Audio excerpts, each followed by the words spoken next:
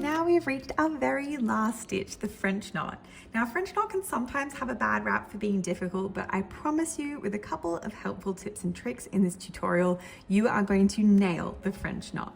So to begin with, I'm going to be using this hot pink yarn. This has 4 strands of floss threaded onto it, and I'm going to be using this middle row here. When you begin, feel free to start with any of these rows, but I find that some of the middle ones are the easiest ones to learn with, whether you're using 3 or 4 strands. So what you're going to do first is thread up your needle and push it through the middle of this circle. Pull it nice and tight. And then you are going to start by having your needle in your dominant hand and hold it horizontally close to where you came up. Then using your non-dominant hand, you're going to take your thread and you're going to wrap it twice around your needle. So I'll repeat that again. You're going to take your thread and you're going to wrap it twice around your needle, just like that.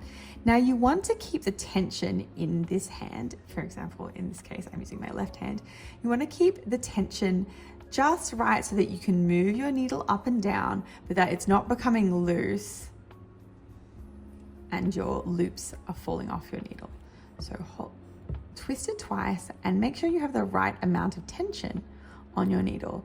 Now you're going to take your needle and face it down, and you're going to push the point back down into your piece, close to where you came out, but not in the same space. Then you're going to push your needle and make sure that you're keeping that tension nice and tight with your left hand as you push your needle down. Give your needle a tug through. Sometimes this can be a little bit tricky to pull through, especially if you have 4, 5, or 6 strands. And then pull your thread, making sure you're keeping that tension. As you get close to the end, you can let go and pull your knot through. And there you go, you've made a little French knot. I'm going to show you again how to do that. Pull it through. Give it 2 twists around, making sure you're holding your needle with the right amount of tension. Twist your needle around and place it firmly down. This is a great place to readjust your tension so that your knot is close to the base of your needle. You want to pull it tight enough so that it's not loose, but you want to make sure you're not pulling super tight so that your needle can't be let through. At this point, you can take it slow. I think sometimes there's a lot of pressure to, I'm worried it's gonna unravel. I'm gonna finish my knot as quickly as I can. But really don't worry. As long as you're holding this tension, you can take a deep breath and do it nice and slowly. Now, once you're happy with the shape of your knot, give this a little bit of a tug and slide through. There you go. I'll do this a couple more times so that you can see.